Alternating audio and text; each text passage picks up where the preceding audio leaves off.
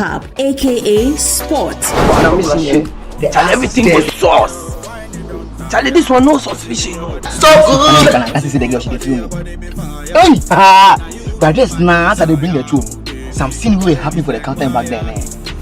No, I'm here with these guys trying to prepare a surprise proposal party for you. And you are here chilling with this guy. Don't miss this fun and engaging TV series, Junction 5, on Wednesday at 7:30 p.m. only on Channel 1 TV.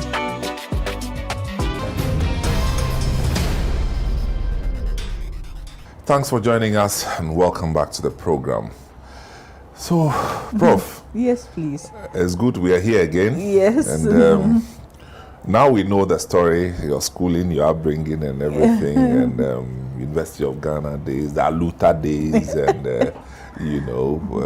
some you have fond memories, some are experiences that you wish you were not even part of. Right, As in all school Alutes. Yes, yes. Yeah. No, so when you left University of Ghana, right, how did life start for you? Okay, so I did my national service in Cape Coast. I was assigned to the Methodist Junior High School or Junior Secondary School. It's along the beach, near St. Augustine's. They had started area. The junior secondary school. Just about. Oh, yes. okay. Just okay, they were doing the experimental. Yeah, the experiment, yeah. So I went and I was told that because there was no housing, I would be advised to go and see if I could teach in Wesley Girls. And I said, look, can I teach in both schools? Because I felt very bad that because the school was already deprived, and then I would be going away, because they didn't have housing. So I did go to Wesley Girls and I got a place there, but then I taught in the junior high secondary school. Yes, so I used to do my classes and then come across to come and teach them, and I was very happy to do so because they were so eager to have a French teacher, and at that time, junior secondary school, you're supposed to do French and so on. So I was very pleased that I was able to do that. Was there a stark difference? There was a difference in the sense that the background was weaker. Okay. And so we had to bring them up, but they were also very, very eager to learn, and so that made it great. So with the sing songs and all these things that you do, but I also taught. I taught it was different. The syllabus was different for the secondary school and then the JHS. Yes. JHS was much more basic, very, very basic. Okay, but here you're using which books were you using then? There were books that Pierre Seydoux and those ones. Yes. The one that is that the one that has Sekemba. Oh, that's practical French. Kemba and Amalia. No, this is Pierre Seydoux. Oh, Charlie, you are punished that so. So we did that, but in Wesley Girls, I taught English. So I did French in the junior and English. Okay. And then we also did, because I was so interested in cultural things, I was sort of the teacher in charge of their cultural club. Then they were fortunate to have you. So we had a great time. So this would be 78, 79 thereabouts. So 77 into 78. Okay. All right. Then so it's 1 year. Well, so being in Wesley Girls for your national service. Yes. The 77, 78. Those who came to Form 1. No, I was teaching. No. I'm saying that those who were in Form 1. You met those who entered Form 1 in 77, 78. Yes, but I wasn't teaching them. I was teaching Form 4 and 5 and then the 6th form. Oh, yes, wow, yes. Wow, I didn't teach the juniors. So tell me, 1 year service. Yeah. You remember any names of some of the students Okay, so I remember Esiano. Esi Anosaki. Anosaki, yes, well, she used to be called, who's now. She used to be country manager for British Airways, and then now started the school Legacy, Girls. And that reminds me of Ellen, her partner Ellen Hagen. She also went to Wesley Girls. Yes, please. Oh, so they started from school. Yeah, I know. Yes, Auntie Esi and Auntie Helen. So we started the whole plotting from school. That's beautiful. So that's just two of a whole lot of very. Occasionally, people walk to you. Hey, you taught me. Yes, and it's always it's always so gratifying, to have people do that from Wesley Girls, but also from the junior high school. I mean, I remember I was traveling and somebody came to me and was trying to help me at the airport, and I wasn't exactly sure, and the person was just smiling, and they told me, "You taught me French, in the Methodist junior secondary school." I was just very happy. Yeah, Mama. If I went into Sweden Secondary School and met a French teacher that looked anything like you, I'm sure I would have taken French to final year. Charlie, some of the French teachers.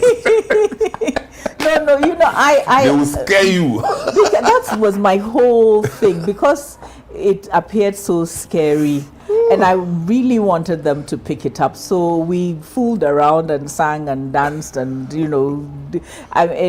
did poems and stuff like that. Really? And it really helped. It really helped, so that the grammar, became. I still remember my Form 1 English teacher who had just left University of Cape Coast, Zenobia Beecham. Ah, yes, I know her. You know Zenobia? Yes, she did her service or something. Yes. I still remember her. Yes. Why? I don't even remember the French teachers, Charlie. They scare us. Oh, don't say that. Yeah. These days they've changed their methodology completely. I think so. And there's, they've got a whole and with the help, I think, of the French government and so on, but they've got just a whole new way, made it more stylish. Conversational French and all of that. Because that the whole sort of grammar thing, I can imagine, Good. So after Wesley Girls, you found a job, or they picked you somewhere, or while I was there, I decided that I wanted to do my master's. Oh, wow. And so I was thinking about it, and then Professor Nketia in the Institute of African Studies told me that they were trying to recruit, new staff, and that they would back me up to get a university scholarship to go and do my master's in African Studies. So I applied, and I was lucky enough to be given and to be awarded a scholarship. So I went to UCLA, University of California. I had two choices. It was either Wisconsin University or University of California. They were very, very good, both of them in African studies. But I looked at the weather.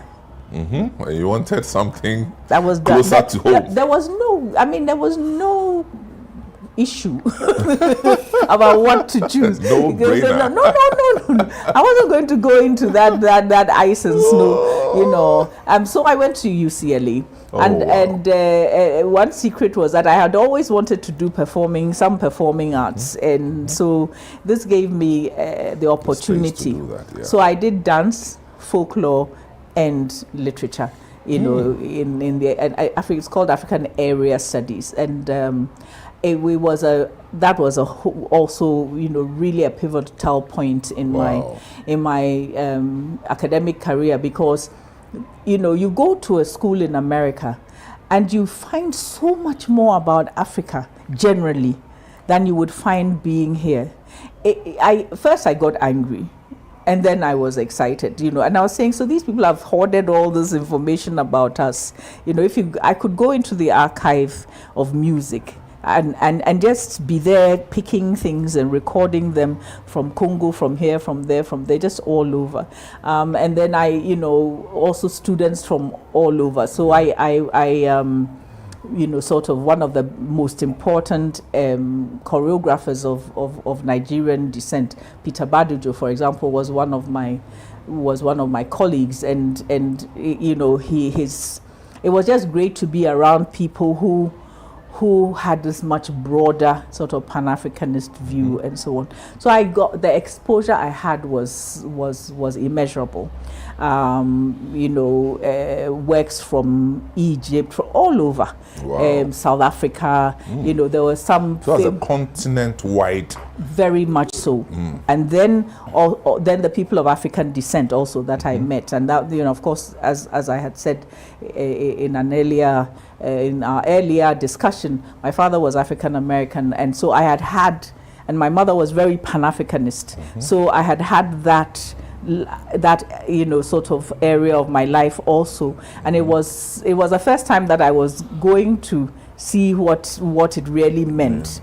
And that exposure was also both, it was great and it wasn't so great. I mean, going somewhere and discovering that discrimination is real, or that I'm a black person, what does that mean? I've always been a person in Ghana. You don't think about yourself as being so you go somewhere and then there's actually these divisions this by is 79 race. Right? Yes, 78, late 78, yes. Yes.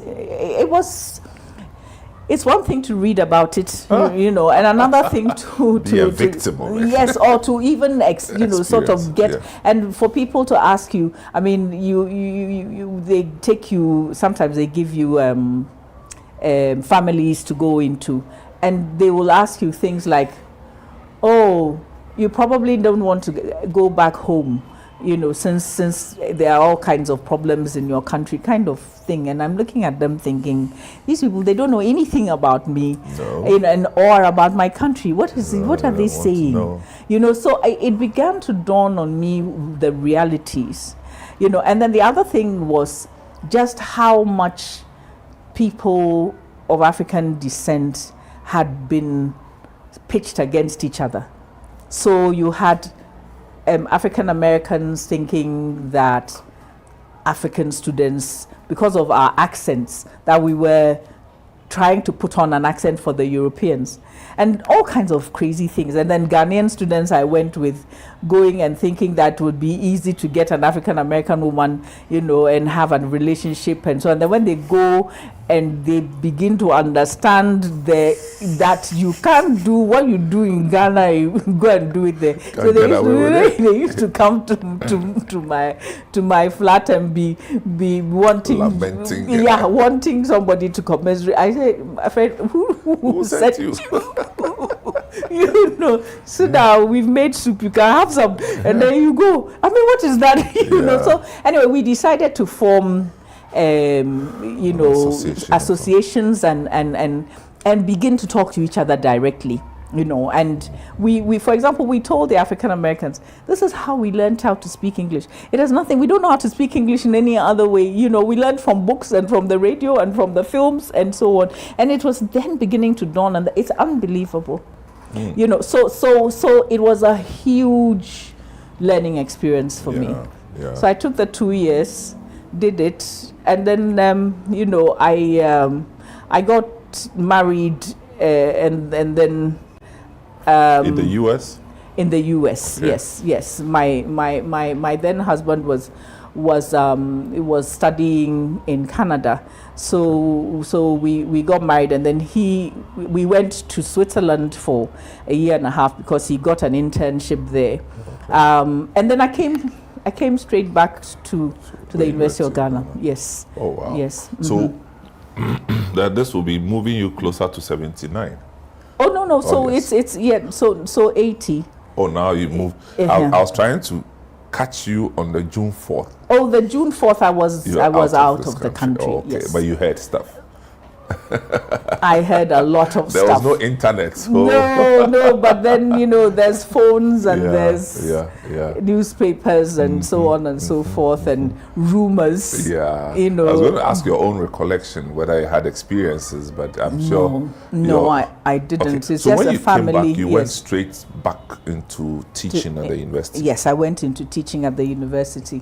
Unfortunately, before school could start, I was going to Cape Coast, and I was involved in a car accident. You know, and my my leg was broken. And so on. So my re-entry into Ghana was more into Korle Bu than into the University of Ghana. Yeah, it was a very, very interesting, because then you know, the real lack of resources was so glaring. You know, I was taken to Winneba Hospital. The doctor came.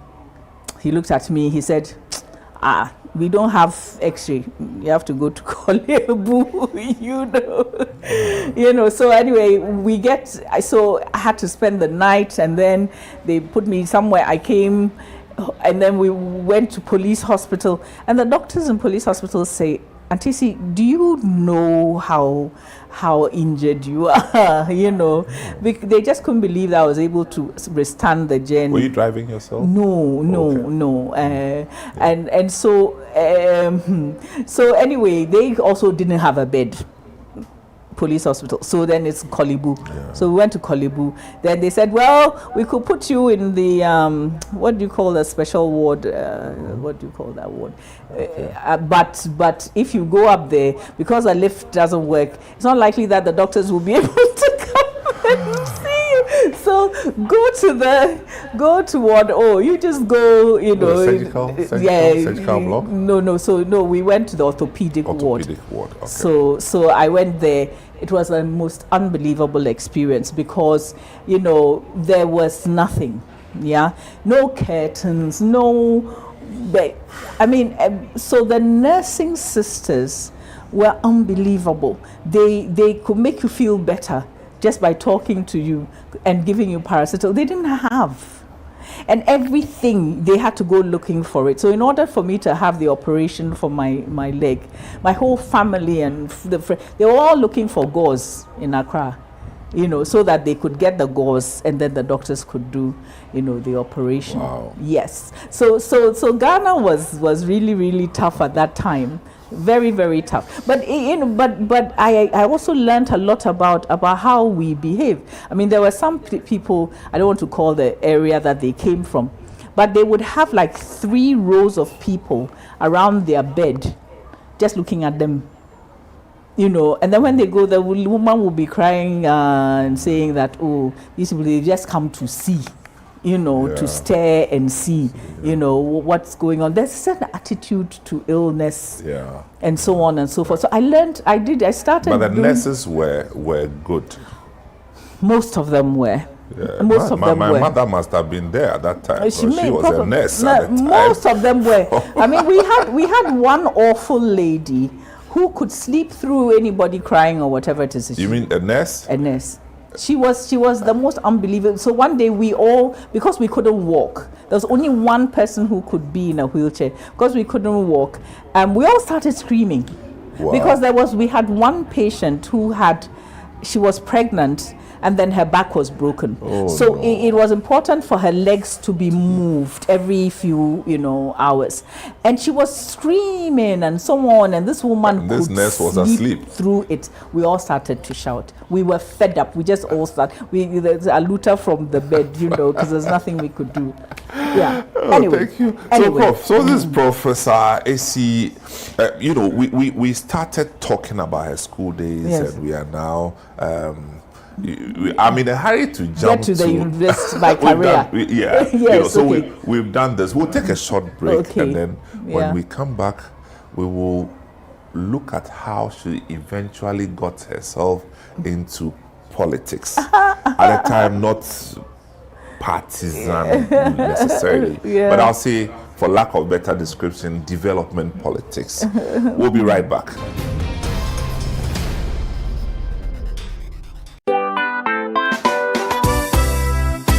The Sweden Secondary Schools Wesco Alumni Association invites all alumni to its annual all-year groups Thanksgiving and Remembrance Service. There will be remembrance of the departed PSCs and also the launch of the 67th Speech and Prize Giving Day. The date, Sunday the 18th of January 2026. Time, it's 2 p.m. Venue, Cedar Mountain Assemblies of God Church, East Legon. Contact your year group president and register your attendance now. Semper Cum Optimus, always with the best.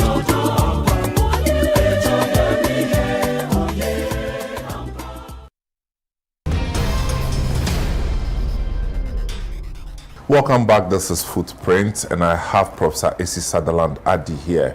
Now, Prof, we are going to talk about, how you eventually would be appointed into a political regime at the time. Yes. But tell me about your mother. Yes. And how the children's park was named after her, if I'm right. Yes. Yeah. Yes. Yes. How was it named after her? Well, she. That's Ifwa Sutherland. Yes, Yeah. Ifwa Sutherland. Yes, she was on the Commission on Children and eventually became the chair of the Commission on Children. Oh. And at that time, she had been doing her drama development program at Across the street. across the street, and she felt that children must have room to play. So once that park was there, they commandeered it as, for children, had all kinds of programs there, including library time, mobile science laboratory, all kinds of things happening there, at the park. And the understanding was that she made it very clear to everybody that the park couldn't be taken for anything. And apparently people became extremely terrified of her. I mean, you couldn't, because some people wanted to build a casino on the park, all kinds of things. And she just said, no, this is the park for children. And she began a program where she did one in Amakum, in Kumasi. The park. Yes, one in Amakum, one in a place called Chichire in the western and the eastern region, even Teshinungwa estates. A park library. The concept of the park library, complex. And so, in any case, after she had resigned from the commission. She died not so long after that. Oh, okay. And I think that the government, and particularly President Rawlings, decided that it should be named after her because she did so much to hold on to that space for the children of Ghana. So that's why it was named after her. When you drive past the place and you see the place, what goes through you? It's very sad. This is probably not the forum to go into detail about what we have tried to do. And when I say we, I mean people who her children, but people who are also interested in the ecology and the environment of Ghana and so on and so forth, and children. But there's definitely a growing group of people who are ready to fight for the park to become what it was supposed to be. Now there are a whole lot of issues, including who is in charge of the park and what kind of projects they want to do, and there's a lack of government funding. It's a lot, but I don't want to give the impression that we should despair about it. I think we all need to stand up and help the government to find a way out. And we have some proposals that we are looking for support, in terms of just getting enough people around, both from business and from the NGO world, and even the press have done some work. So I believe that in the next few years the park will pick up because it has a lot of potential. I agree with you. Yeah. Okay, so now we know. These days where all the spaces are being converted into real estate, at times one looks at it and You just say your final goodbye. The next time you see it, you see high-rise. No, it's been very close to that situation. Very, I hope very it close. Get there. I mean, we are not even going to be. It's not going to be hope. I met a chief from Osu who said, Antisi, as for this place, if they try anything, I'm going to take my cloth and my crown, everything off, and come and lie in front of the bulldozers. For the bulldozers too. Yes, because he was saying that if anything happens in Accra, there's no assembly point. All right. There's no open space in Accra for people to assemble. So this place, we cannot build on it. That is true. And I thought to myself, well, if there are enough of these people and we get them together, that whoever is in government ought to be able to listen. And there are so many possibilities, of government working with a private sector and so on and so forth to form even a trust. The traditional authorities. Traditional authorities, form a trust, and and look after the park. If the resources, government can get a certain amount, so that it's not. That. Yeah, so it's doable. It's doable, and so we all have to work on it. Yeah. Mm. So, Prof, yes. we so now you are minding your business. Yes. Teaching in is it African Studies? African Studies, African Studies. Who are some of the lecturers there? Was Professor Hagen there? Professor Hagen was there. Ephraim Mamu was there. Professor Nketia was there. Afarijan, was there. Finn. Professor Finn. Yes, there's just so many people. Tichua Menu, Aduma professor who eventually, the one who eventually became the dean, Darkman, I forget his name. Really? Before Professor Hagen. I'll try to remember who also became commission on the chairman of the commission on culture. Yes. We had several. But Ampofu came later. Later. Yeah. Yes, she came. But she's still there, right? She's still there. There. You chair for there. Yes. We have been there for a long time because I remember when she came back into Ghana and started her work there. Yes. It was she was much younger. Yes. And I brought for some kakra. She knows. If she's watching, she knows what you are talking about. So you were there, and then how did you end up in PNDC?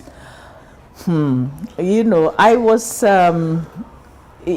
I had colleagues in other departments.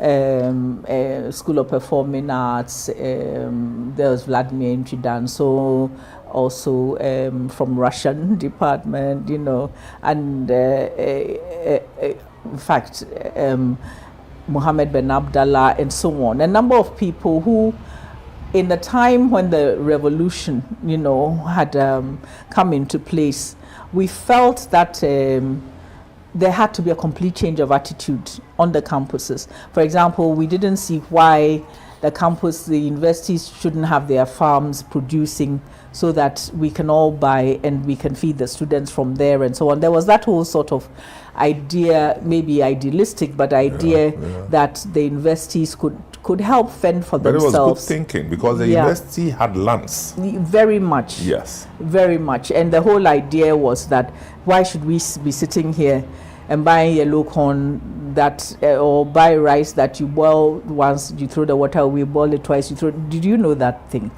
I heard. It was stinking, the rice. I think there was a load of there was a consignment that Yeah. came, and it was, I don't know whether it got damp or I don't know what happened to it. Wow. But Wow. you have to Boil it You put multiple times. multiple and throw the water away, put lemon, put anything you can throw at it so that it doesn't smell.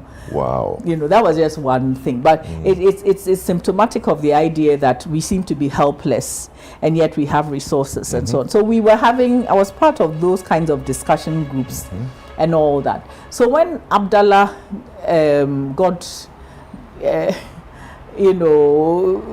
got dragged into the government, and he was given the idea was that culture and the arts can be a motor for development and so on. So he had those ideas, and he had started the Bibi Groma group on campus, and it was so anyway he went in there, and as soon as he took over the place, he just said, look, Isi, I'm going to come and get you and recommend that you are brought. I said, but I can't do this. I mean, I was, at that time, I was pregnant and so on and so forth. I said, look, yeah, just leave me alone, But then, of course, I had the baby. And then apparently, Jerry John Rawlings kept saying, where's this woman that you said is going to come? And he also... Chairman Rawlings at the time, he also had a relationship with my mother, because she felt that some of the ideas they had were good, and she was very supportive. She was always writing, notes to them about what to do and in various areas. So eventually, long story short, I was just given some few minutes warning that my name was going to come on the radio, and I was going to, it's like this. The die was and cast, that was it. Finished. But he knew your father as well. No. Background of your father. Yes, a little bit. Yes, Yeah, yes, through yes. the lease, of course. He was close to the lease, so definitely. He was. Yes. Yeah. So anyway, I got appointed. It was a very disconcerting experience. You were appointed on radio. Yes, absolutely, and also disappointed on radio. So I mean, I used to say to people, this is a very easy place to work. If you don't hear your name on the radio, you just go to work the next day. If you hear your name, you stay at home. It's finished. I mean, there's no discussion about this. So it made it, and I took a decision that I wasn't going to move from the campus, that I was not going to move my children, and that I was going to continue to teach. So I taught, even though I didn't do research. I had the chief of staff write a letter to the university saying that I was seconded to the government. So I continue. I went into government and continued to teach. You go to the education ministry. Yeah. Well, first it was culture and tourism. So we were doing in culture. That was a time when they decided to move Du Bois's body and all that. So I had the privilege of being in charge of that whole thing and the reinterment ceremony, which brought many prominent Pan-Africanists to Ghana. And I think that one of the things that I will never ever forget is seeing Du Bois's remains with my own eyes. I mean, it is still there in my head, because I had to move it to the mortuary at 37 and finish the tomb, and then have the ceremony and have him brought. So that was quite an a mind-blowing experience. And of course, working with people like Abdallah Anyidoho, Awuno, all these prominent sort of activists. Dr. bin Abdallah. Yeah, right? Mohammed bin Abdallah. Who is one of our most prominent playwrights, So you had these activist artists who had a passion, for culture and for education. Yeah. But then, as I said, the ministry was split up, and culture went to education. Yeah. Tourism went to trade. So when we got to education, I thought I was just going to continue to have the culture portfolio, you know. And then I was called and told that I'm the calmest of all the deputies and so on. And because there's a lot of agitation in the universities, I should become deputy for higher education. I was very disappointed. Extremely disappointed because I thought to myself, what am I supposed to do? You know. So I decided that I would read everything that I could. In the files, you know, what is happening around the world and so on, because the universities were hostile to the PNDC government. Whether it was the students or the staff, everything, there was just a whole lot of hostility, you know. So, for example, when I decided to go around the universities to talk to them, I went to Legon, and people like P.A. Viamsa, the university, you know, the management, I mean, they asked me that, what do I mean by I'm coming to... I'm coming to look around the university. I can see Prof ask this kind of question. He did, and he said, look, he's known me since I was in my underpants. What, you know, am I coming I'm sure to look at? I'm sure he spoke fancy to you at some point. So I said, Prof, I have to know at this stage, I've got a small amount of funds. I need to know how to apply them. If I don't see what's going on, I can't do it, you know, and so on. And I sort of talked my way through. So I spent about a year and a half just meeting, talking, you know. It was very, very important, and to give time, just make time. I mean, I had situations where students who were really angry and so on and so forth, and doing a lot of chobwe and so on and so forth. And I mean, one day they came to the ministry, they were singing, I sang with them because I know the songs and I've sang them before. So and they were like, Once you get angry, minister is this, you know? So then when you finish, you go and sit down, and it's a matter of who blinks first in terms of discussion. I had time. 6 hours we would talk until somebody says, okay, now there has to be a compromise. It was very, very important to be able to do that. So I think that helped the reforms that were being pushed. Yeah, at the time, yeah. To they were not easily accepted, but the universities began to see that, look, you can't have more, you know, non-teaching staff than students. What is that? Do you see? And if we're sitting down for the World Bank to come and tell us, can't we see this ourselves? So I was just saying, let's find our own solutions, right? But at that time, you have stopped giving people food to eat, free food. It was that was where we were beginning to cancel that. So that was what the whole hullabaloo was about, you know. So yes, it was a very turbulent time. Some of it was not pleasant. Sometimes you made friends. I mean, Professor Champong of mathematics, who eventually became a pro-vice chancellor and so on, he was extremely hostile. But then after a while, he said, well, you know, you had to have time for them. You had to have time for them. And with regard to they saw you as a kid, basically. I know.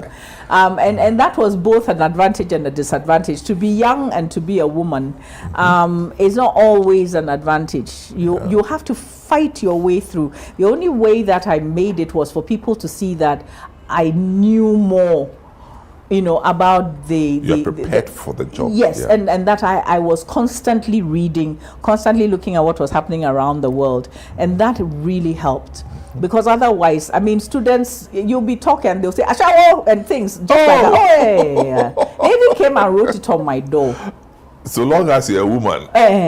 Straight away. I mean, that's the, I mean, all that. No. That is how you have to take it in your stride. Because when people can't get a good argument, the next thing is to resort to that. Yeah. So I had to become quite used to it, you know, and just keep going. So that was difficult.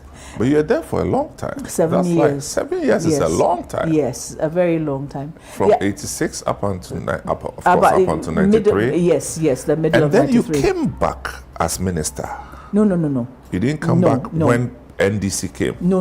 You didn't? Oh, okay. I you didn't just come I back. ended it there. Oh, right. I ended it there, but I spent a lot of time. I was on the GS Council, I was on the National Council for Tertiary Education, and so on and so forth. So I did a lot of Because that board 7 work. years was, I'll say, a defining moment for higher education in Ghana. It was. I'm very proud of that period because we got past the the idea of people thinking that this is just some kind of a partisan thing or some kind of a revolutionary thing. We did it so that there was logic. Research has been done. It proves this, it proves that, and so on. And if you do that, eventually, we were able to set up the policy on higher education that is still running. We got international attention for our higher education. We got money, for higher education. So I'm very sanguine about my time there, and some of the internationally, it put us in a very good position. Place, yeah. Yes, it put us in a very good position. The only thing is that, or not the only thing, but one of the things that is unfortunate is interpreting what we wanted to do. Yeah. So for example, right now I'm very sad about the technical universities. The idea with the technical universities was not to have a replication of the other types of the universities that have all round. So you're talking about what we used to call the polytechnics. Yeah. So the idea was to have them such that there would be certificates, diplomas, and degrees, and that you could walk your way through. Yeah. Instead of still within the technical space. Within the technical space. And my worry is that there's this impression that a technical university should replicate. Well, that's where we are now. But it's not. That's definitely where we are now. That's not what it was supposed to be. So I feel very disappointed about that. Yeah. Because we need the kind of people we need. If we're doing oil and gas, if we're doing, whatever we're trying to do, right now you have to go and get people from Togo or Angola or somewhere to come and do this. This was what we were supposed to do for ourselves. And so that for me is a real, it's really sad for me that we have ended up there. I hope that we revisit this we have to. whole focus on technical education at the tertiary level. Exactly. Yeah. So those are some of the things that we got the opportunity 7 to years. do. Yes. Under Secretary for Education and Culture. In charge of higher education. Yeah. So now they forced you to abandon the culture small. know, and you are dealing with troublesome us, because I the whole time you were there, I was in the university, so I probably could have been one of the notorious ones. I'm sure but you were. Fortunately, I was not. Those of you from KNUST, don't go there. So this is Professor A.C. Sutherland Adi. We will be right back. Short break.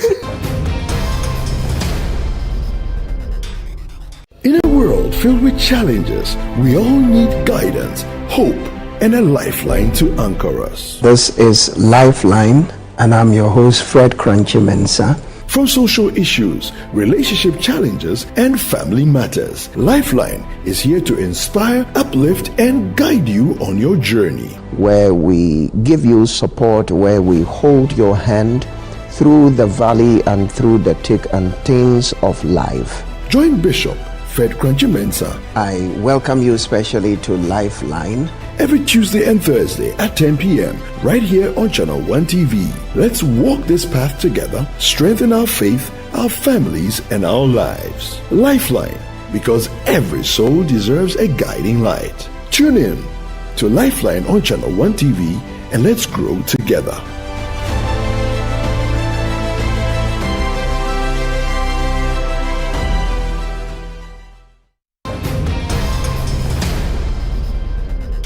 Welcome back. This is Footprint, and I have Professor A.C. Sutherland Adi here, and it's been interesting. Trust me, it's been interesting.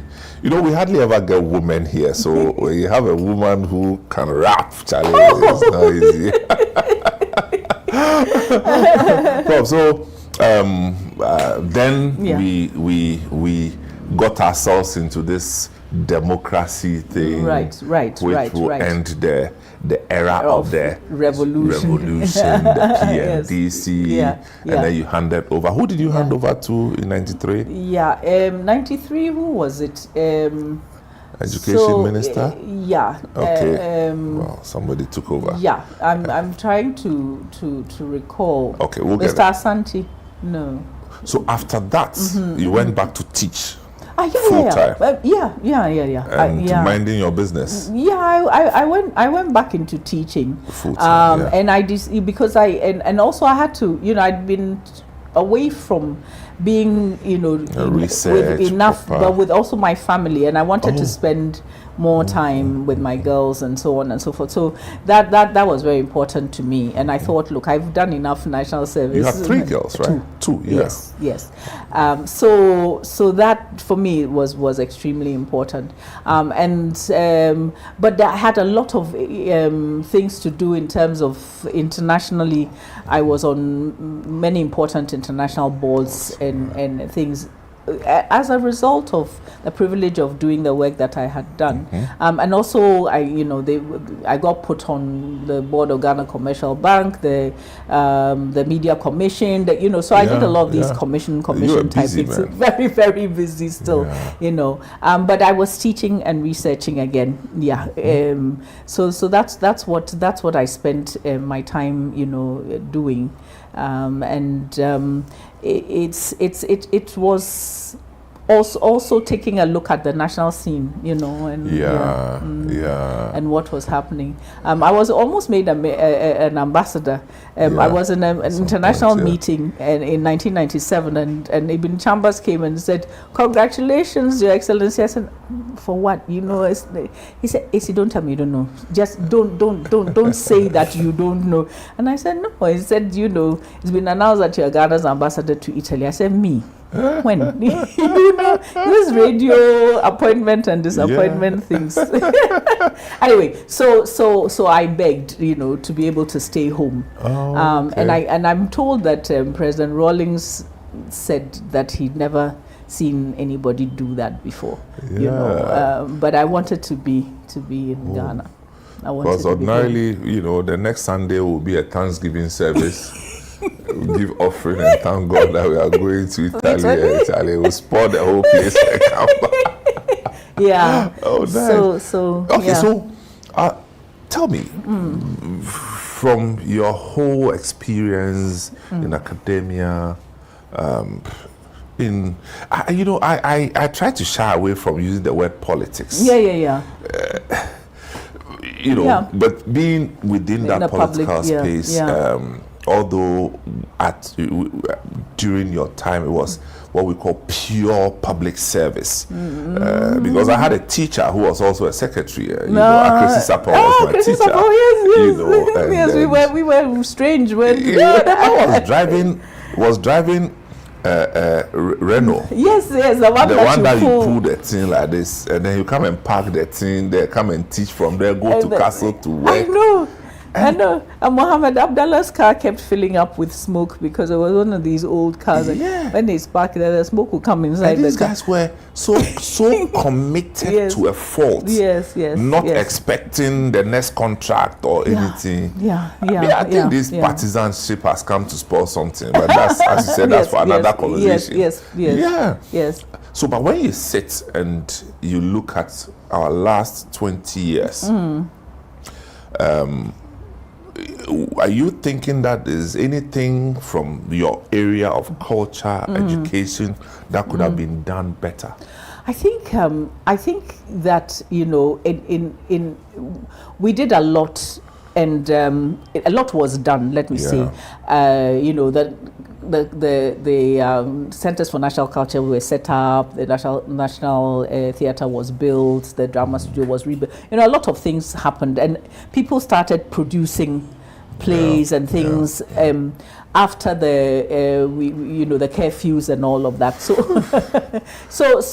there was and the film was evolving and so on. So there's a lot going on. I'm not sure we've done well with film. No, but we've gone down. That's what I'm saying. Yes, we came up and then we've gone down. I'm quite anxiously looking at the kind of synergies that are being formed, like the last film festival that was held. With but because we have a woman running the film authority who's strong enough. But I'm thinking that the institutions that would support the industry. They are not strong. I mean, we've had NAFTI alone all these years. Yes, they are not. We don't have anything that looks like this in the northern sector, not even in Ashanti region. No, but we should consolidate. I think that we should consolidate the things that we have. If we have institutions, let's strengthen them and then add on to them and bring in more partners, and there may be unlikely partners. Let's try and bring in more partnerships, and let's try and work more collaboratively, because in the culture sector and so on, there's a lot of unnecessary, sort of backbiting and things like that needs to stop, so that we can work. Part of our culture. As for the backbiting, it's part of our culture. So we need to work on that, and that's why Akunudake and I, we're working on the Ghana Culture Forum to try and bring people in culture together. But I am confident seeing the efforts that are being made through the system, people who are bringing in place. Look at what Ebo White and Co have done, Fifi Coleman and so on. We are beginning to create a new audience, for cultural things.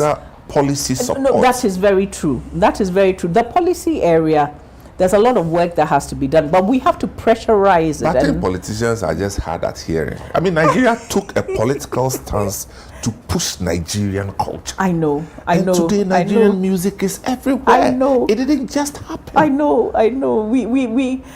We'll have to talk about this another time, because there's just so much to talk about. No, we will. Not on Footprint, but we will, because that conversation I'm so passionate about. Yes, it's an issue. Yeah. Yes. Prof. Yes, please. I have to thank you. Oh no. Thank you for your time, and it's been such. It felt like we've done how many 2 episodes, and it feels like we've just been talking for 10 minutes. I know, it's incredible. There's so much to talk about. Thank you. Yeah. All right, people. So we've been having a chat with Professor A.C. Sutherland Addy, and she's told her story, and I hope that you've been inspired and a lot to learn from. Thank you once again, Prof. Thank you very much for having me. Thank you. My name is Samuel Atamensa. It's been Footprints. Catch you next time.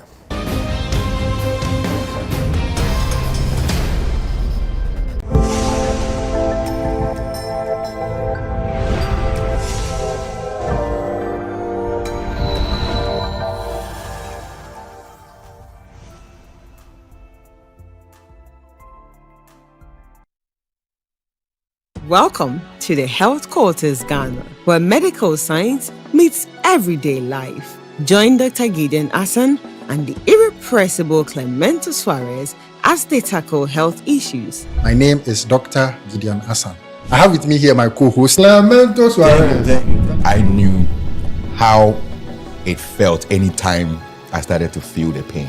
Whether it is hernia, breast cancer, cataracts, or infertility, the show brings together victims to share their real-life stories and experts to debunk myths. If you wear cotton supporter, and they be a pampers and a benwa or bosom. Hey. So you see, instead of it being raw egg, I done it because you ain't milk. Make a date with us every Sunday at 4 p.m. on Channel 1 TV. Don't forget to subscribe on YouTube and all social media platforms at Health Quarters Ghana.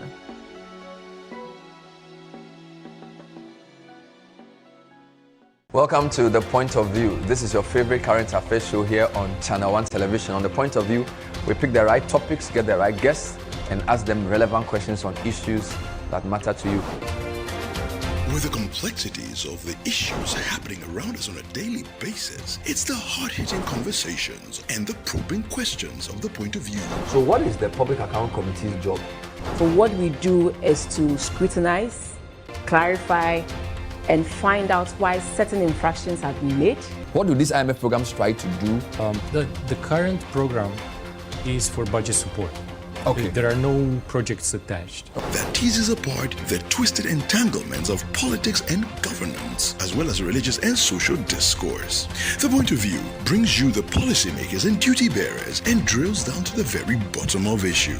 What authority do you have? The Point of View airs every Monday and Wednesday at 9 p.m. only on Channel 1 TV.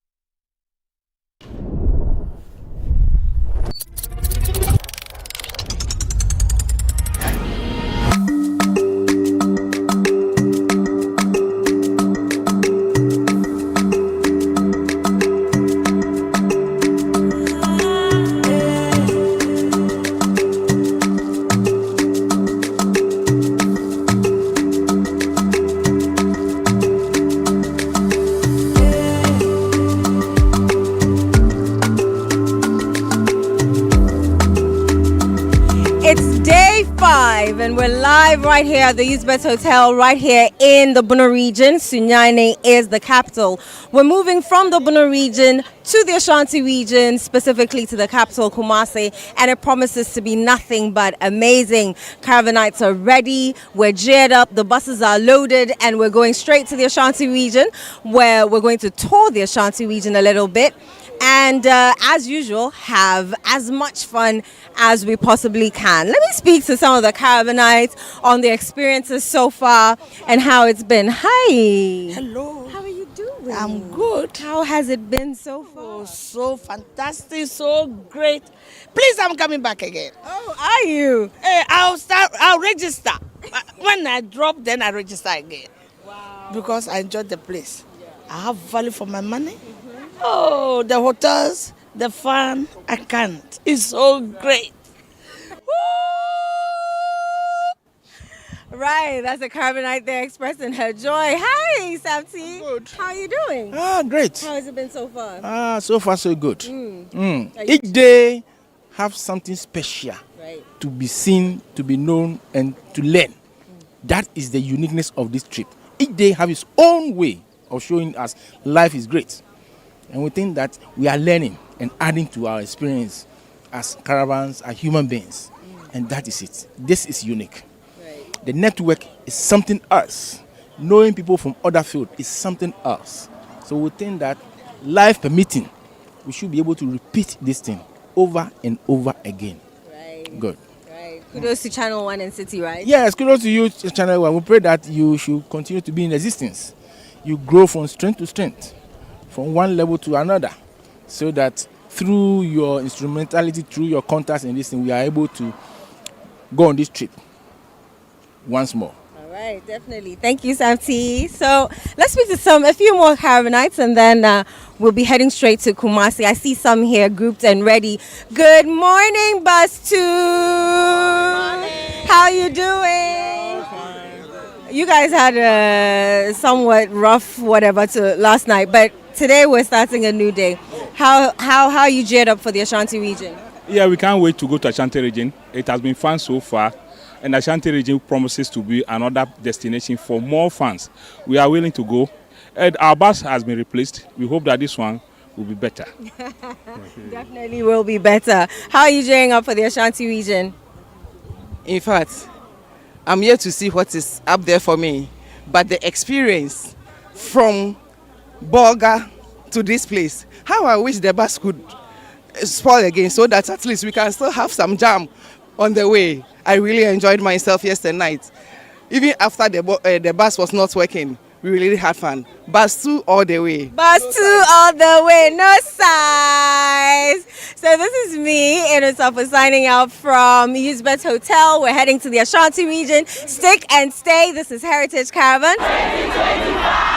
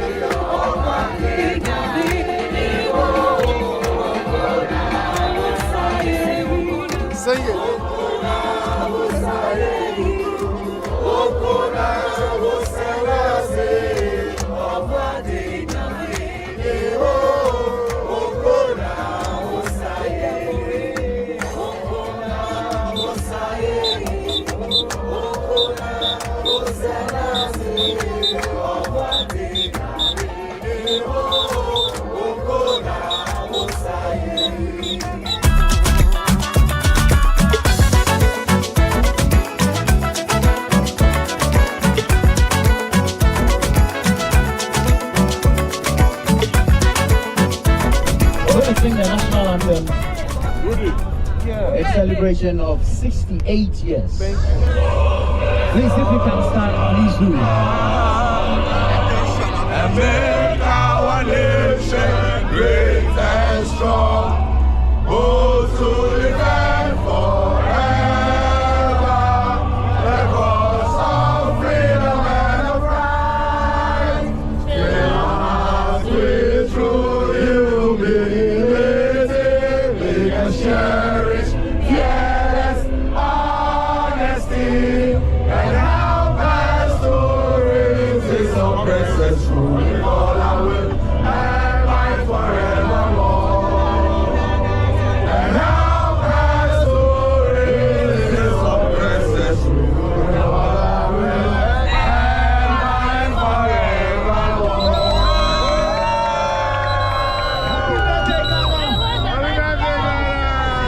Hip hip hip!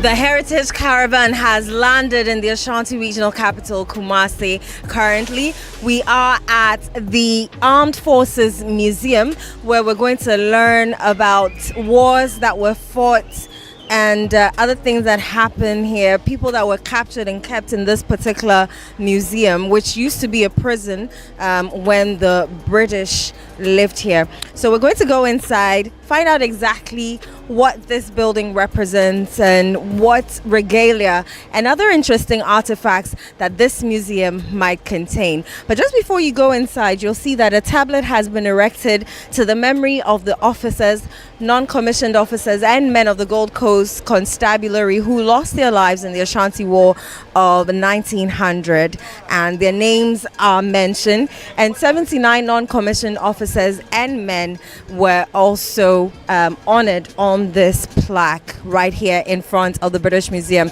You can see various artifacts, various vehicles that they used to use in the war displayed right in front of the Armed Forces Museum here in Kumasi. We've just started the tour of the Ashanti region. There's certainly more to come. Stick and stay with Heritage Caravan 2025.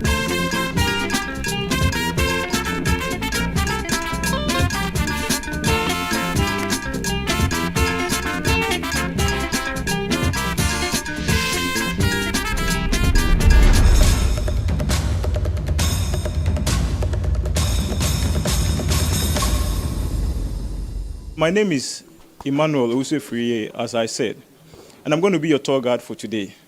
So you're once again welcome to Ghana Armed Forces Museum. This place became a museum in 1952, and then in 1953 it was opened to the public so that people could come in and see what we have. But originally this place was not built as a museum. It was actually built as a palace. In 1820, this king, Nana Osei Sibe Bonsu, built this place up as a palace. So this place was actually built as a palace and not as a fort or as a museum. He got the idea of building this place up as a palace after warring or fighting along the coastal areas of Ghana. So you saw Cape Coast Castle and Elmina Castle. How many of us have been to Cape Coast Castle before? Okay, so that castle was built with a special stone we call granite, right? It's a rough stone. So in the olden days, there were no means of transportation. The only means for them was to walk. So subjects of this Ashanti king had to walk all the way to Cape Coast, carry these granites, some on their backs, some on their heads, walk all the way from Cape Coast to Kumasi, and began to build this place up. So they started in 1806 and completed in 1820. So how many years did it take? 14. Right, so it took them a lot of time. So time went on, and then the Ashanti's interactions with the British ended up in one war between Ashantis and then the British. Now that war was named after one governor called Sir Garnet Worsley. But you see, Ashantis have always had issues. I myself am included with pronunciation of English word. So instead of Sir Garnet Worsley War, it became what? Sagranti War. Thank you very much. So Ashantis know this war as Sagranti War and not Sir Garnet Worsley War. The war happened in Kumasi. And so the war ended up this place being destroyed. So as you move along, I will show you, a part of the structure that was destroyed. So in 1897, the place was reconstructed. And the governor then was called Sir Frederick Mitchell Hodgson. Take note of this name, Sir Frederick Mitchell Hodgson. His image is here, I will show you. And so what happened was that he held a debate, invited, chiefs, sub-chiefs, queen mothers, elderly people in Kumasi, right? And so in the presence of them all, he demanded for something that he was not supposed to. Unfortunately for people in the kings and the chiefs and the queen mothers around that time, none was able to stand up against this governor, except Nana Yaa Asantewaa. Clap for our ladies here.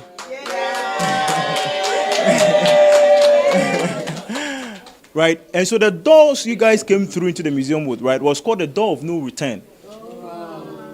The original entry to the museum is somewhere, which I will show you in the course of the presentation. Now we are 35, right? Good. Now, the cell is made up of 2 chambers. One chamber takes 20 prisoners. The other chamber takes 10. 35, I think we can all get in. Now we shall go in and have a feel and experience what our ancestors had to go through. Please, we are going to check the condemned cell. Please follow me. Please, how many are you here? 1, 2, 3, 4.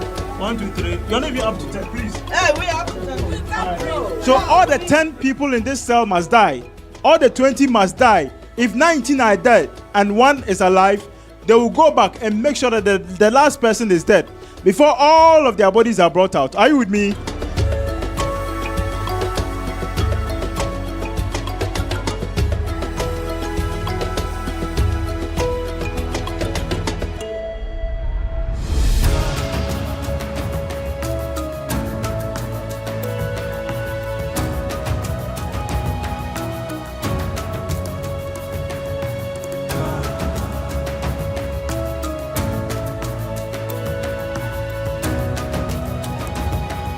So right after independence, we joined the UN, and we know the primary function of the UN. The United Nations Organization, their primary function is to maintain peace in war-torn countries, right? And so when we joined the UN, we helped in peacekeeping in countries that were fighting, right? So the Liberia War in 1990, we went there for peacekeeping activities, right? And so these are some of the weapons we brought out of that war.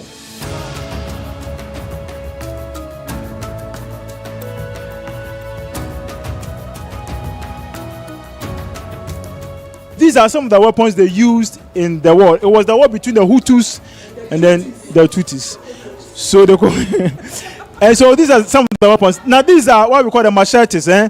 When they see you, they will ask you, do you want short sleeve or long sleeves, right? And so for short sleeve, they will cut.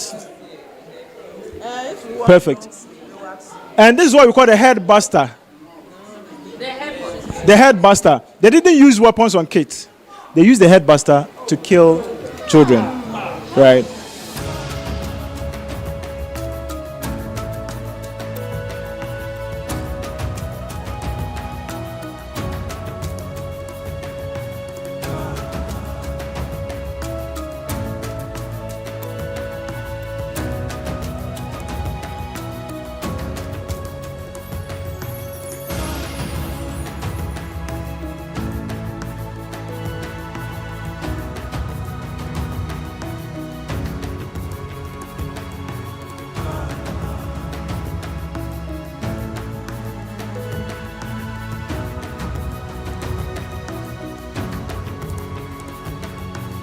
So this ship is called the GNS Achimota. It was the fastest warship that was used in Gold Coast here. And you can see some white things on the ship. So this is the life raft. If you open the life raft, this is what you are going to see. When a ship is sinking, they remove it for maximum of 24 people to enter into it. And it can sustain you for 2 weeks. At least by 2 weeks, you should get people to rescue you. And we also have the first female diver of the Ghana Navy. That is Florence Mausi Yabani. She's still alive. Wow. Yes. And the shoes that she's wearing, here is it. It's called the fin or flippers. We also have the life jackets used by the Ghana Navy. This is the olden type that they were using. Yes, and we also have the oxygen tank here. If you are diving into the sea, you have to put it at your back because it gives you oxygen to breathe well. And we also have the emergency lamp of a ship here. We have the Ghana Navy. We have their shoulder titles here. We have their cap badges here, and then we have their lanyard here. We also have the caps of the Ghana Navy here. We have the Anzonic ship here. Yes, for this ship, if you go to Takoradi right now, you will see the original ship. They are still using it, but for the GNS Achimota, for some reasons, is no more in use. But if you go to Osu areas, you will see the original ship there too. So if you are lucky to be in Takoradi one day, you can go and see the GNS Anzonic. This is the anchor. When a ship stops on the sea, this is what they use to lock it so that nothing can pull or push it. We have the emergency bell of a ship here. We also have the lamps of a ship here. And this is the Ghana Navy flag. You can see England mixed with Ghana. Yes, they helped to establish the Ghana Navy in 1953.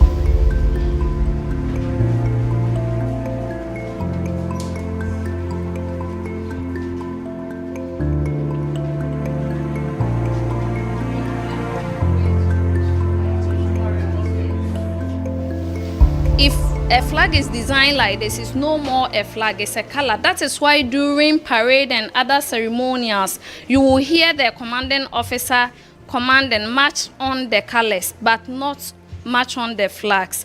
Yes, so we have these colors here, which are the colors of the British. They are our colonial masters. So during the First World War, Second World War, these are the flags that the Gold Coast regiments were using.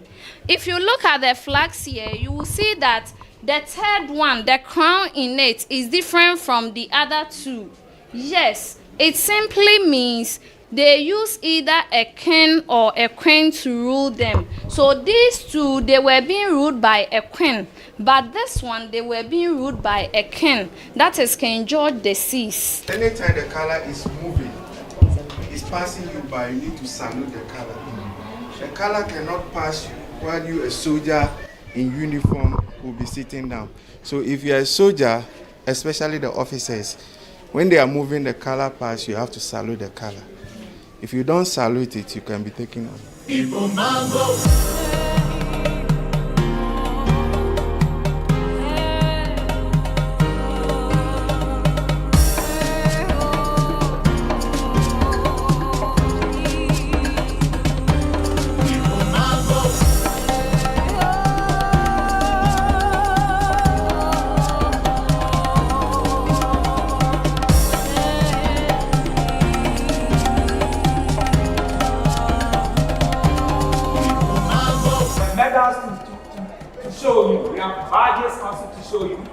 And the medals are in groups.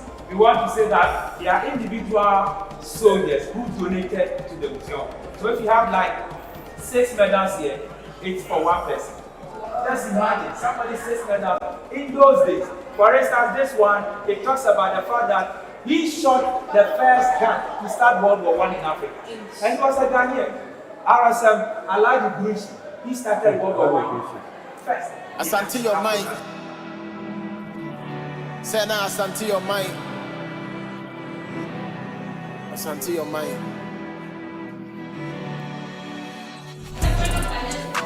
Hey, where are they? Please, let them come.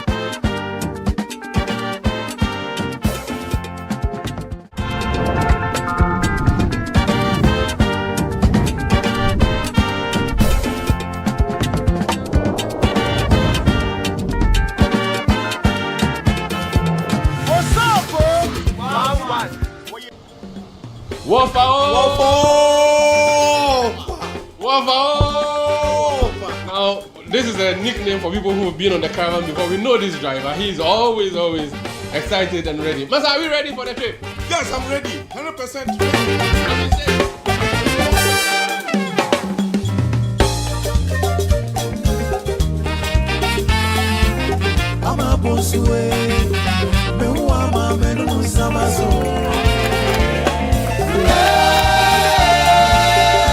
The Emilia from Kenya. The Heritage Caravan has been the best thing I have done since I came to Ghana.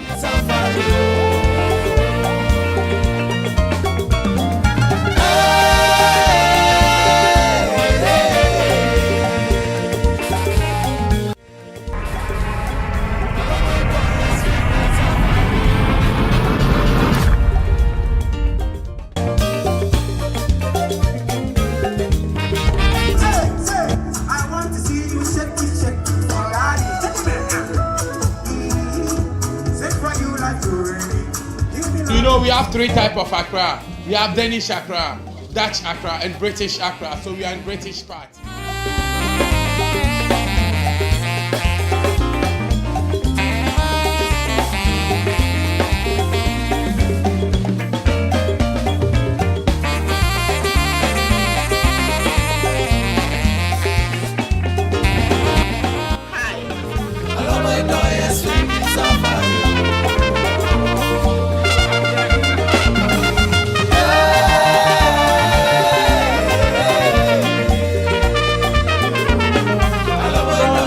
This is Emilia Adute.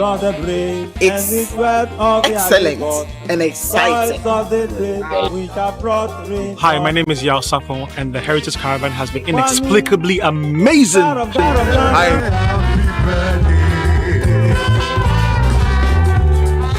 Let's go behind the table. Let's go behind the table. Our cake is here.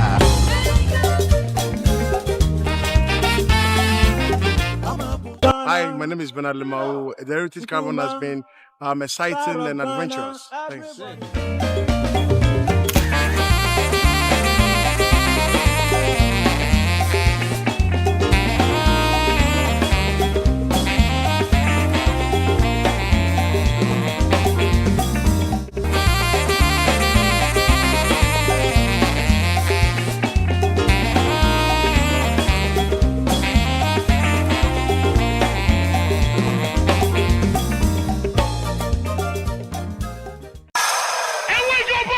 Let's get into the world of sports like never before. You know how we do it on Fridays. Join us every Friday at 7 p.m. on 97.3 City FM for Sports Panorama, your ultimate destination for all things sports. One of the biggest scandals in this country's history. You can't spend 250 million USD and come out with that.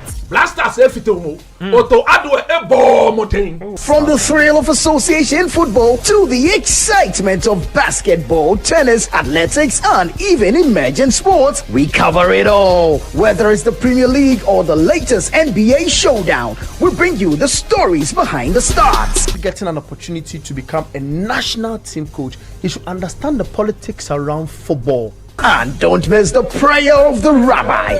Joe Zebal. How Zebal there? We're not just about the games, we're about the community. If you are going to be given this kind of treatment, then you need to be that guy. When I look at him play, he is not it. Or when it's time for Don't Call Me. Join the conversation as we connect with fans across the country and beyond. Watch the latest updates, send us your thoughts, and we'll feature your comments live on air. And remember, we like to hear your predictions for matches and your thoughts in general. Think you know who's going to win? Let us know. Big shout outs to my YouTube people. Tune in every Friday at 7 p.m. only on 97.3 City FM. Sports Panorama, where sports come alive.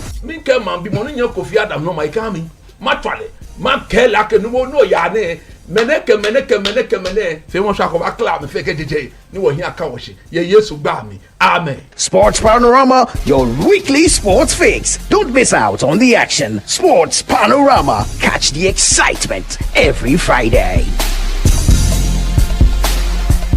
Welcome to the Health Quarters Ghana, where medical science meets everyday life. Join Dr. Gideon Hassan and the irrepressible Clemento Suarez as they tackle health issues. My name is Dr. Gideon Hassan.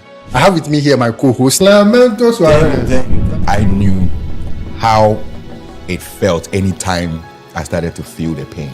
Whether it is hernia, breast cancer, cataracts, or infertility, The show brings together victims to share their real life stories and experts to debunk myths. If you wear cotton supporter, and they be a pampers and a benwa or bosom. So you see, instead of it being raw egg, I done it because you know. Make a date with us every Sunday at 4 p.m. on Channel 1 TV. Don't forget to subscribe on YouTube and all social media platforms at Health Quarters Ghana.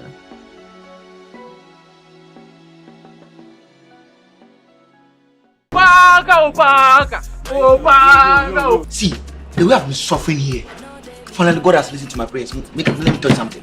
This interview I come to do, if you not get me, man, Ayuba already there. At the Vipers Ayuba. I want a nice looking lady. Nice one like Get ready for all the shenanigans, the gossip, the gisting, and the jiving. The typical happenings at a Ghanaian pub, aka Sport. Everything was sauce. Charlie, this one no sauce fishing. So good. That's the girl she get through. Hey, but just now as they bring the two, some scene will happen for the counter back there, man. No, the girl be around. I'm here with these guys trying to prepare a surprise proposal party for you. And you are here chilling with this guy. Don't miss this fun and engaging TV series, Junction 5, on Wednesday at 7:30 p.m. only on Channel 1 TV.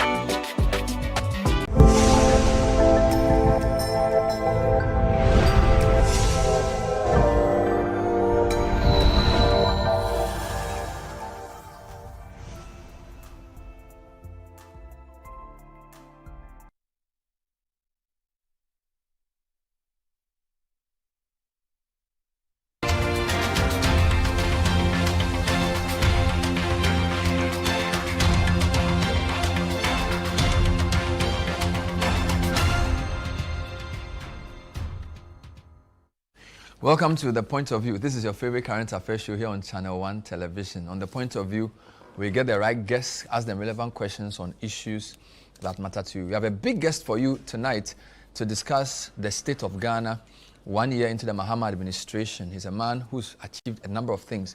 When we come back, we'll bring you a quick intro of the man, after which we'll delve into the big questions. Stay with us.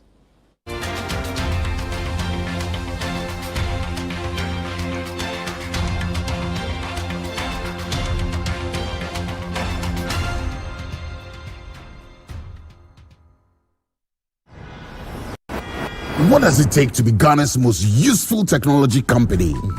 Is it the fact that we've been connecting businesses to their customers for over 20 years? Or that we power more than 12% of all electronic transactions in Ghana? Maybe it's that we are everywhere, from Accra to Ho, Kumasi to Tadi, Cape Coast to Tamale. Or is it that we safely process more transactions than any indigenous tech company here in Ghana? Or we deliver faster, we transfer safer, or we make businesses and life just a little easier? But what truly makes us Ghana's most useful technology company, it isn't the speed or the numbers. It's the people we connect, the dreams we keep moving, the communities we bring closer every single day. You prove every day what usefulness really looks like.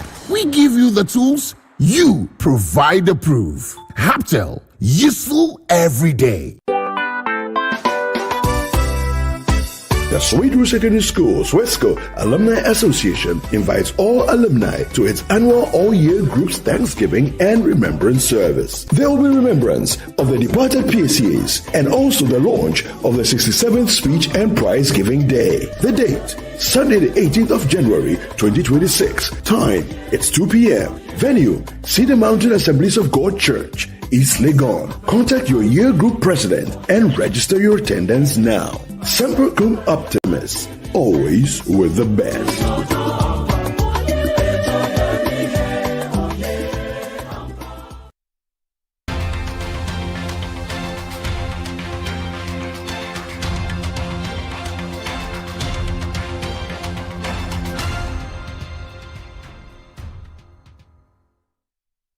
Welcome back. So our guest for tonight is Professor Kwabena Frimpong Boateng. Before we talk to him, here's a quick profile of the man. In 1985, Professor Kwabena Frimpong Boateng became the first black person to perform a heart transplant, achieving the feat in Germany. At the time, he was recognized worldwide for his historic accomplishment. In November 1988, he again made history by performing the first heart-lung transplantation in Hanover. Professor Frimpong Boateng returned to Ghana in 1989 to establish the National Cardiothoracic Center at the Ghana Heart Foundation. He is a founding director of the National Cardiothoracic Center and currently serves as the president of the Ghana Heart Foundation. He joined the University of Ghana Medical School in 2000, where he was in the area. Together with his partners, Mr. Kwesi Osei-Ofori and Mr. James Osei-Brown, he also established the Providence Specialist Hospital in Achimota to provide specialist medical care. Professor Frimpong Boateng graduated from the University of Ghana Medical School in 1975 with MB CHB degrees. After completing his housemanship at Korle Bu Teaching Hospital, he served as a medical officer at Komfo Anokye Teaching Hospital, where he was also a demonstrator in gross anatomy at the School of Medical Sciences from 1977 to 1978. In 2007, Professor Frimpong Boateng was also one of the 17 candidates who contested for the flag bearership of the NPP. In 2017, he was appointed Minister for Environment, Science and Technology under President Nana Addo Dankwa Akufo-Addo. So, heart surgeon, politician, educationist, what else can you call him? Farmer, a man of many parts. Prof, thanks for joining us. Good evening. Good evening. It's my pleasure to be here with you. Wow. What are you doing these days? Yeah, these days, the usual things, farming, education, building institutions, establishing linkages between some Ghanaian institutions and German institutions, and many other things. Yeah. Do you still practice medicine? Yes, I do. As a specialist? Yes, and operate from time to time. You get invited to do surgeries? Because your practice, you're a heart surgeon. I get to do surgery, some special cases, in a private hospital established by some friends of mine and me. So, do doctors ever retire? No, you are not supposed to retire. You have to keep going, and so long as God gives you strength and breath, you have to keep on going. I see. So even though you are no longer a young man, you can still oversee a full surgery. Oh, yeah. Manage a team, put everything together, talk them through the process. Let me tell you something. Last time I was somewhere and we had an operation which was complex, and I stood on my legs for 12 hours. Recently? Yeah. You stood on your legs for 12 hours? 12 hours. Is that how long? No, it was not supposed to be that long, but we had some issues along the way, so we had to do many things, and that's why. And he made it? Yes. Usually in a surgery team, there's a leader, right? Because when we watch the movies, we notice somebody's talking to other people. I haven't seen a real life heart surgery before, but usually there's somebody who's like the lead surgeon who will be telling them, do this, bring this, and then they'll be, how does it work? Oh, it's not, the lead surgeon is there, but he has 2 or 3 surgeons assisting him. Then you have the anesthetist and putting the patient to sleep, making sure everything works well. Then you have the person running the heart-lung machine. That's the machine that takes over the functions of the heart and the lungs. Whilst the surgery is going on. Once you have stopped the heart, the surgery is going on. Then you have the nurse, the instrument nurse, and the circulating nurses who help her bring things when she needs them, and so on. And then after that, you have the intensive care nurses and the intensive care doctors. So it's quite a big team. So the surgeon is the lead, but all the others are very important. I think you came to do this thing in Ghana in 1986, is that correct? No. What year was it? When did you come back? I came back in December 88, so we started in 89. And so that's like 37 years ago. Yes, but we started the real surgery 35 years ago. Because the first 2 years were for preparations and so on, setting up the place. How much has our capacity to do heart surgery grown if you compare 1989 to 2026? Well, it has not grown that much because there has not been the adequate investment in equipment and also training. Training is very, very important. We have to train people all the time for the next generations. But that has been lacking. But having said that, there are private hospitals in Ghana that do investigations, diagnostics, echocardiography, heart investigations. But there are only a few centers that are able to do the surgery. So I'm hoping that maybe some bold private people will get involved. So it's a question of investment. Investment. And training. And training especially. But aren't there doctors training, and there specialists? I think there's a college of physicians and surgeons. Yeah, is it that people are not interested in the heart specialty? No, they are. But you see, we need equipment because things are growing very fast and developing very fast, and we need to be abreast with time.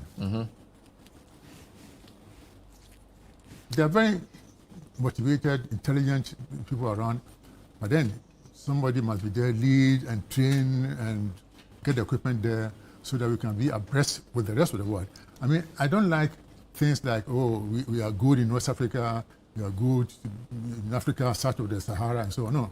If we are good, we should be at par with the rest of the world, and that is... But at least you're able to do all types of heart surgery in Ghana, as you speak? No, not all types. Not all? No. Which types can't we do? Well, I cannot sit here and say, for example, we cannot do transplants of the heart, the lungs, heart lung. We cannot do certain things in the heart. We do a lot of pediatric cases, but then some are sent outside for surgery. And this is because we need to train some more and equipment and human resource, and also expand the facility. The cardio center is too small, and I wish that the University of Ghana Medical Center is coming up, and I hope that one too will come up and absorb some of the pressures. So of course, health is always your interest. Yes. So, by the way, it's in assessing the government, can you, in 1 year, are you able to point out to health and say, even in health, this guy is doing well or not? Or is it 1 year too early in a 4-year term to assess the government? I don't attempt to assess any government because, first of all, there must be a plan. Okay. A plan that survives the present government and move into the future.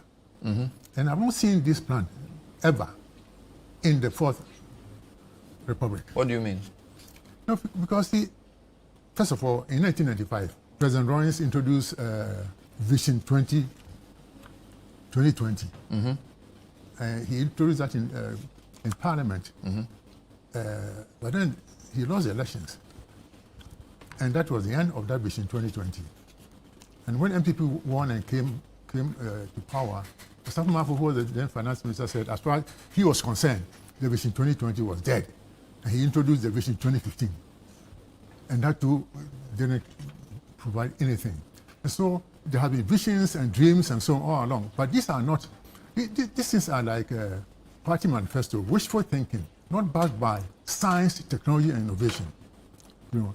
So I don't look at what is happening. I don't understand. You are saying that since you started following the Fourth Republic, you haven't seen a plan. I haven't seen a plan, a development plan, a plan that will outlive a government and become a national plan. Because, see, as far as I'm concerned, if any plan that does not have any role for universities, for academic institutions, for research institutions, that thing cannot stand the test of time. But I've seen medium-term development plans that, in fact, when you were in government, they were working under a framework. It was Ghana Shared Growth Development Framework, which was like a 6 or 7 year plan. NDC one had a similar plan. So there's always a document that even when they read the budget, it falls under, and it has a specific name. Is that not what a plan is? No. So if you want to see a proper plan, just look at what the Chinese did in March 1986, when 4 weapon scientists wrote a letter to Deng Xiaoping that said China is concentrating on weapons, and we are spending all our technology on weapons. If we don't change our strategy, we will miss the technology revolution that will help us to create things. And so this just being said, that is good. And so this Chinese set up what we call the program 863.